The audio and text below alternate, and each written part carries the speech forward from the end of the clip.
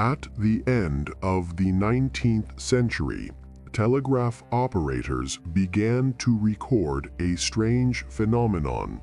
Every day, exactly at 4:30 p.m. and 6:30 p.m., the lines were crossed by interferences that no one could explain. Messages were interrupted by brief and intense distortions that always appeared at the same times. The pattern began to be recorded in operation logs and compared across different stations. As the weeks passed, some experimenters began to suspect that it was not just electrical noise. Months later, two of them decided to follow what they believed were instructions hidden within that signal. That afternoon, they would climb an isolated hill carrying only telegraph instruments, a notebook, and metal plates intended to protect the eyes. The experiment depended only on waiting for the next time, 6:30 p.m. Decades later, two electronics technicians would repeat exactly this procedure on a hill in Brazil. Months before that night, telegraph operators began recording unusual interferences in the transmission lines. Messages were interrupted by brief and intense distortions that appeared without warning. At first, the operators believed it was due to technical failures or natural variations in the electrical network, but the records revealed a pattern that was difficult to ignore. The interferences always appeared at the same times, exactly at 4:30 p.m. and again at 6:30 p.m. Never before, never after. Between those moments, the lines functioned normally.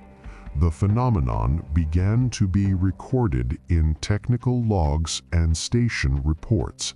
Some operators started to suspect that it was not just electrical noise. It was a signal repeating the same time every day. When the records from the telegraph stations began to be compared, an unexpected detail emerged. The same times appeared in different cities, even when the lines were not connected to each other. 4:30 p.m., 6:30 p.m. The operators began to review old notebooks, and the pattern was still there, repeated over consecutive weeks. No storm could explain the phenomenon. No electrical failure repeated itself with such precision. During the analysis of the records, another detail slowly began to emerge. At stations located at higher points, the interference was stronger.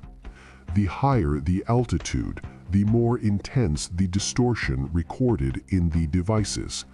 The notes began to point to an unsettling possibility.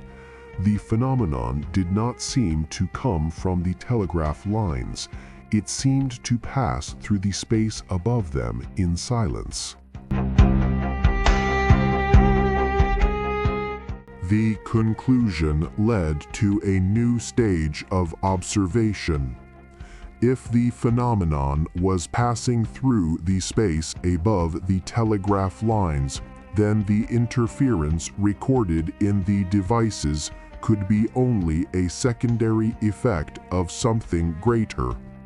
Something that appeared in the sky exactly at the same times every day. During one of the signal occurrences, however, the operators noticed something even more unusual mixed within the interferences. Among the electrical noise, short sequences of pulses appeared, repeating multiple times. When these pulses were recorded in the notebook and organized in the same order in which they appeared on the line, they seemed to form simple instructions. Wait for the time, climb to a higher point, and place metal plates over the eyes during observation. No one could explain why that specific material had been indicated. Even so, the experimenters decided to follow the procedure exactly as it had been received. After recording the instructions received during the signal, the experimenters began preparing the observation. The metal plates indicated in the message were shaped to cover only the eye area. The rest of the procedure was recorded in the observation notebook, so it could be followed exactly as it had been received. 4:30 p.m., 6:30 p.m. The first time would serve only as confirmation that the phenomenon was still active. The second would be the main moment of the observation attempt. If the pattern was correct, something should happen exactly at that instant. Until that moment, however, no one knew what was actually supposed to appear in the sky. The instructions only indicated what to do, never what to expect. With everything prepared, all that remained was to wait for the next cycle and climb to the highest point to carry out the experiment. The records indicate that the men arrived at the hill shortly before 6:30 p.m. The sky remained clear and the wind barely moved. As the clock approached 6:30 p.m., the last time noted in the notebook, the metal plates were placed in front of their eyes. For a few seconds, nothing happens. The notebook records the exact moment of the signal. A silent light appears above the horizon.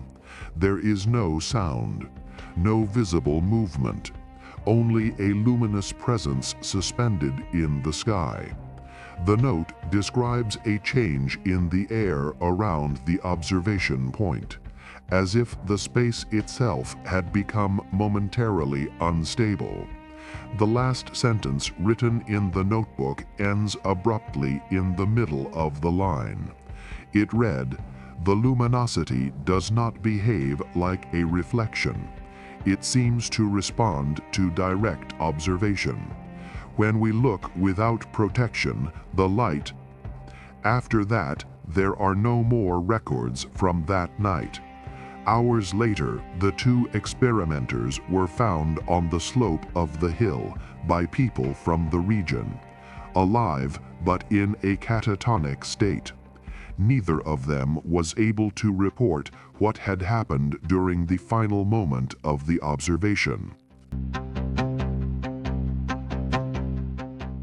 After the rescue of the experimenters, the records of the study were gathered into a single notebook. It contains the notes of the telegraphic interferences, the recurring times, and the incomplete account of the observation carried out on the hill.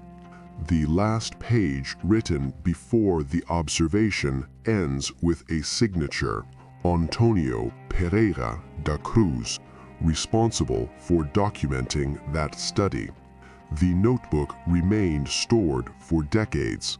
No new entries were recorded for a long time, until many years later someone opened those pages again.